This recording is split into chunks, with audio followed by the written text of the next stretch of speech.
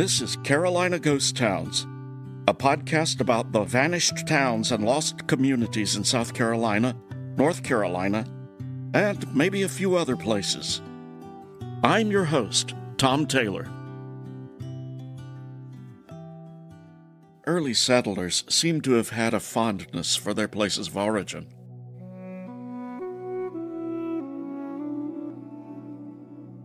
Think about how many geographic names have the word new in them. There's New York, and before that, New Amsterdam, New Jersey, New Brunswick, and even New England.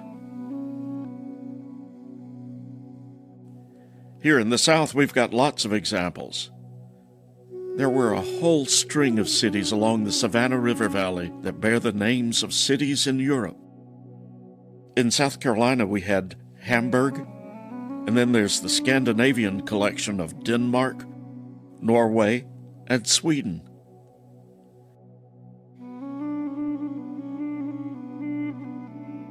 In Georgia, you find Athens, Rome, and Alexandria.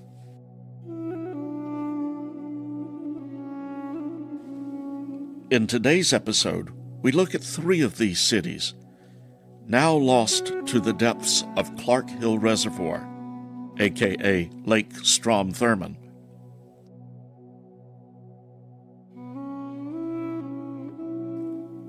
The Tri-Cities of Petersburg, Lisbon, and Vienna sat along the confluence of the Broad and Savannah rivers. Petersburg and Lisbon were on the Georgia side, north and south of the Broad River. Vienna was across the Savannah on the South Carolina side.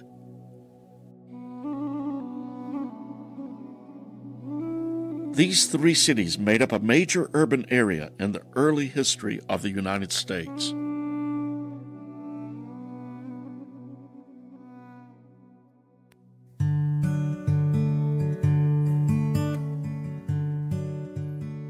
Most of the information we have about Petersburg and its neighboring towns comes from the research of E. Merton Coulter. In 1965, he published a book entitled Old Petersburg and Broad River Valley of Georgia, Their Rise and Decline. I'll be using information from this book for much of this episode.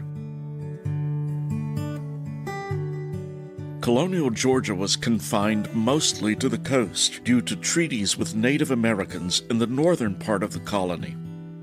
In 1763 and 1773, new treaties opened lands on the Georgia side of the Savannah River, allowing white settlements as far up as the Seneca River.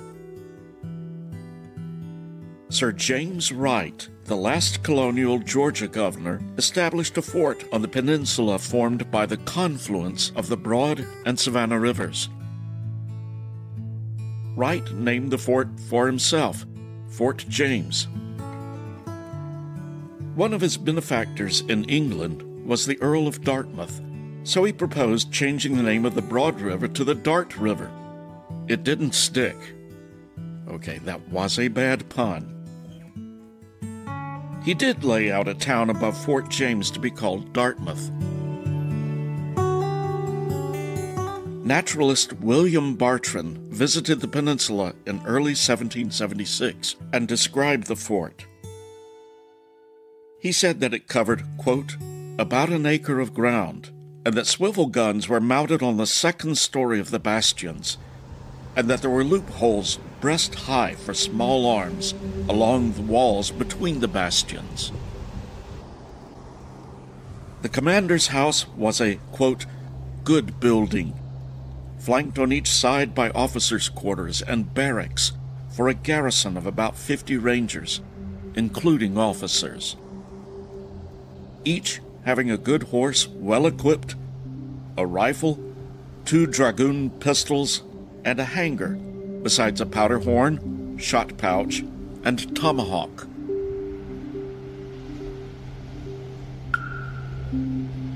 With the onset of the American Revolution, Wright's plans for the town of Dartmouth fell through.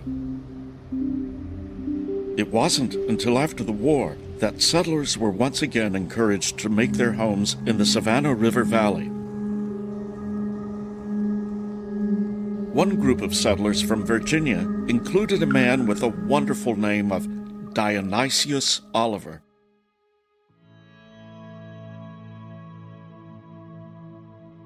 Oliver was a Revolutionary War veteran and had several land grants in the area from the state because of his service in the war.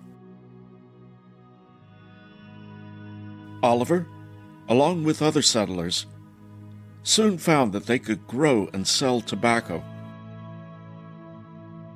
In 1786, he received permission to build a tobacco inspection warehouse on the site of the former Fort James. Tobacco proved to be a boon to the area.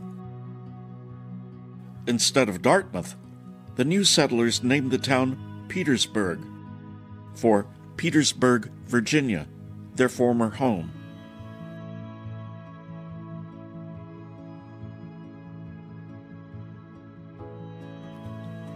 The state of Georgia tasked George Sibbald with recruiting new settlers to the upper Savannah River Valley. In 1801, he made his report entitled Notes and Observations on the Pinelands of Georgia, which described many of the state's early towns. Petersburg, in point of situation and commercial consequence, is second only to Augusta.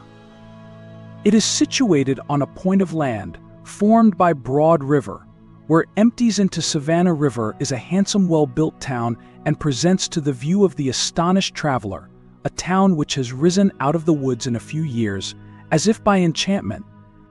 It has 2 warehouses for the inspection of tobacco, is 50 miles northwest from Augusta. On another point of land on the opposite side of Broad River is the town of Lisbon, which has an inspection for tobacco, some stores, etc. On the opposite shore in South Carolina is the town of Vienna, which has a number of houses, stores, a tobacco inspection, etc. Another contemporary description describes Petersburg as follows. Petersburg was quite an active, busy, commercial little town. It was situated in the fork of the Savannah and Broad Rivers and contained some 8 or 10 stores, with the usual supplement of grog shops and the very unusual supplement of a billiard table. Notwithstanding these last, the citizens of the place were generally remarkable for their refinement, respectability, intelligence, and hospitality. The dwelling houses far outnumbered the stores and shops. It was separated from Lisbon by Broad River, and from Vienna by the Savannah. Lisbon, we believe, could never boast of more than 2 stores and a groggery, and as many dwellings. Vienna surpassed Lisbon in everything, but exactly how far and in what we are not able to say, except in John Glover's house and store, which had no match in Lisbon. Petersburg became a tobacco boom town and rose to become the 3rd largest city in the state. Specially built boats called Petersburg boats carried goods between Petersburg, Andersonville, and Augusta. These flat-bottomed boats were designed to navigate the shoals on the Savannah River.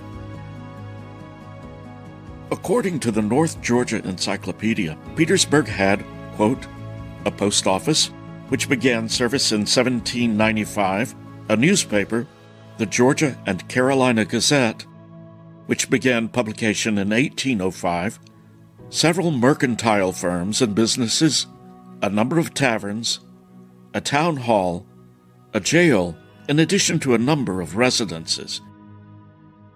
Petersburg also boasted a cabinet shop, a tailor shop, a seamstress shop, horse stables, a church, a few schools, and tobacco warehouses. Petersburg was also unique in that it is the only city in U.S. history where both senators for the state came from the same city. That doesn't mean that all was peaceful with politics in the town. Merton, in his book, says that in 1802 there was a rash of duels. Many of these were between political opponents.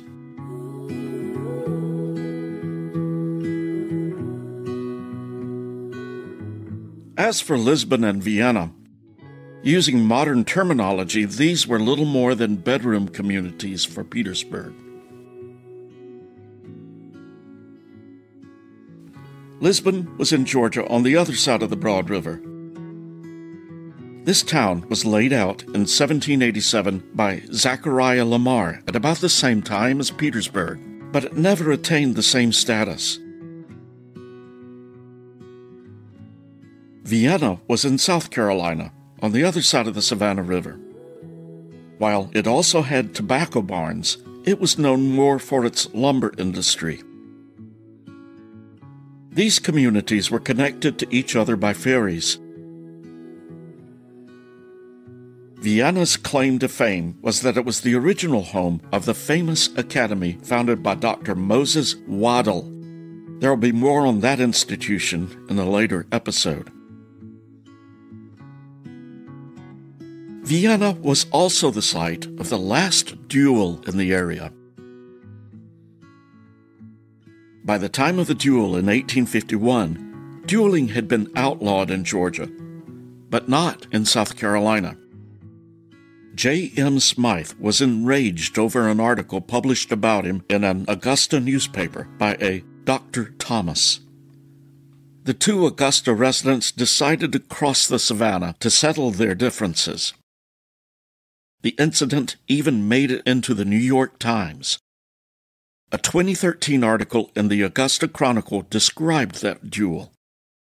The men marched, turned and fired, and both shots missed. A second round had the same result. Upon the third fire, the ball passed through Smythe's right thigh and nearly through the left, but the wound is not considered mortal, according to the account published on October 1st, 1851 in the New York Times. He reached Augusta on Sunday night and is doing well. Thomas, the story said in conclusion, was not touched. In his book, The Making of McCormick County, author Bobby F. Edmonds describes the vanished village as the area's first commercial center. It was also the place where the travelers forded the Savannah River, and it was a stop on a short-lived stagecoach route from Milledgeville, Georgia, to Washington, D.C. Not only did Vienna outdistance the South Carolina town of 96 as a trade center, but it was considered a distinct rival of Augusta, Edmonds wrote. James Calhoun, the brother of statesman John C. Calhoun, operated a store at Vienna, as did Alexander Noble, the brother of Patrick Noble, a politician who, in 1838, became South Carolina's governor.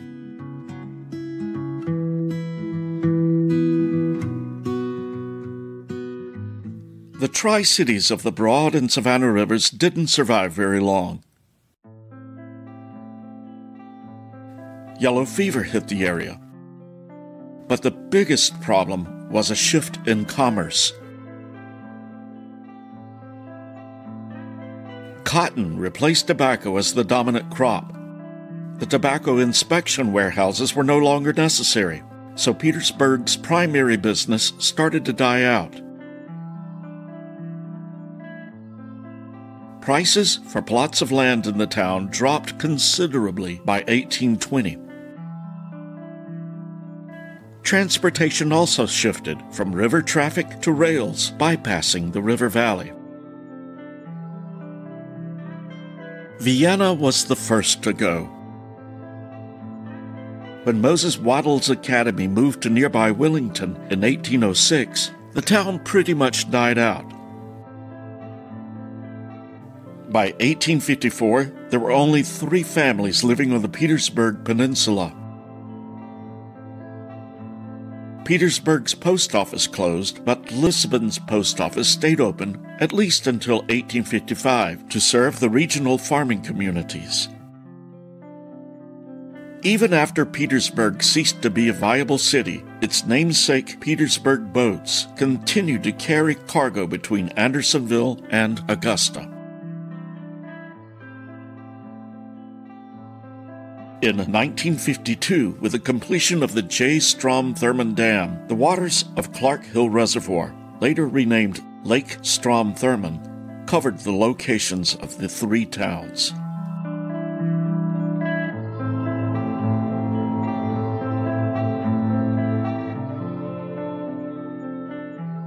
Though the towns are now underwater, there are some remnants of Petersburg, Lisbon, and Vienna. Several roads bear the names of these towns, though they may no longer take travelers to them. There is an old Vienna road in McCormick County, and at least 2 Lisbon roads on the Georgia side.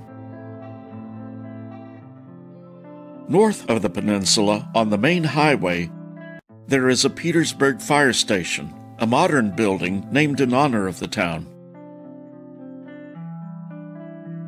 Most of the remains of Petersburg can be found in the Bobby Brown State Park on the Georgia side of Lake Thurmond. There are historical markers.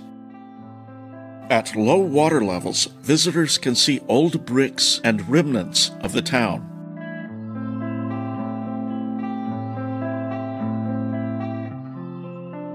A few years ago, I decided to kayak out to the old town locations. I launched from Hester Campground on the South Carolina side, following points I had marked in my GPS. Google Earth really doesn't give a good distance perspective on these locations. These towns were close, really close. The entire area would probably fit within a shopping mall, if you include the parking lot.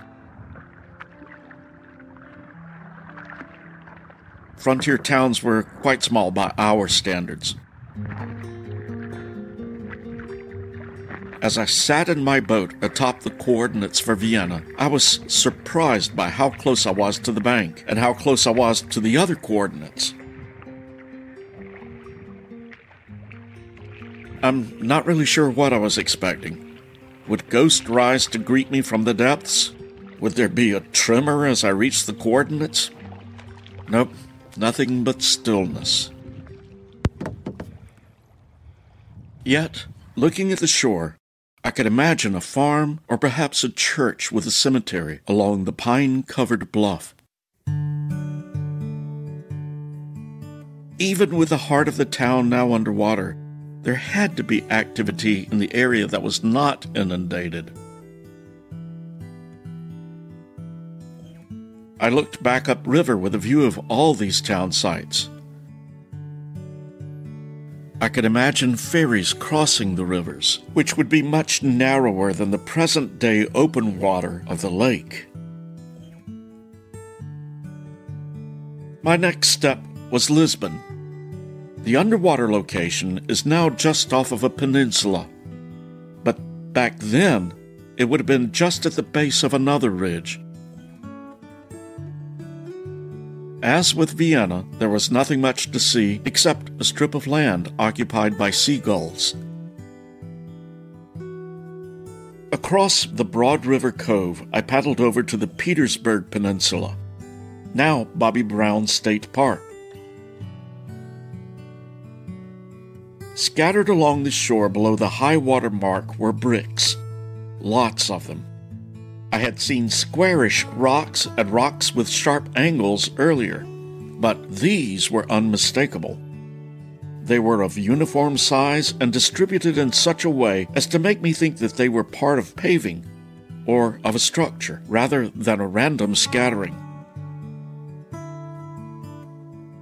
If you don't have a boat to visit these locations, you can still see the history of Old Petersburg along the shores of Bobby Brown Park. However, there is yet another way to experience travel on the Savannah River. In Augusta, Georgia, the Augusta Canal National Heritage Area offers tours in a replica of a Petersburg boat. It's well worth a visit. That does it for this episode of Carolina Ghost Towns. If you would like to see photos of Petersburg boats and the remnants I found, as well as links to the references I used in this story, be sure to check out the show notes. As always, subscribe, rate us, and recommend the show to your friends. Thanks for listening.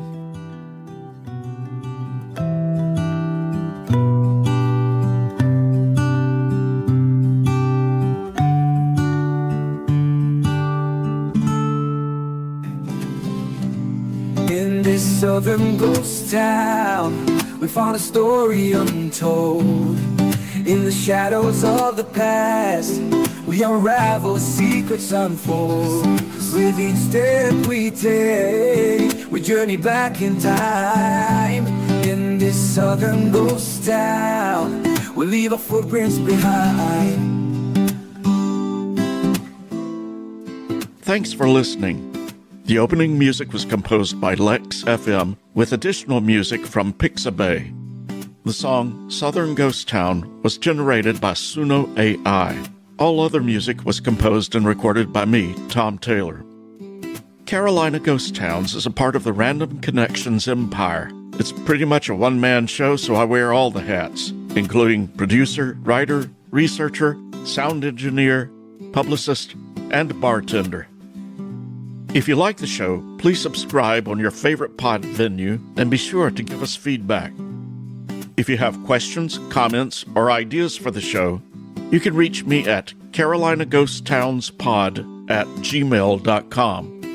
For more information and show notes, visit randomconnections.com. Thank you. In this southern ghost town, we found a story untold. In the shadows of the past, we unravel, secrets unfold. With each step we take, we journey back in time. In this southern ghost town, we leave our footprints behind.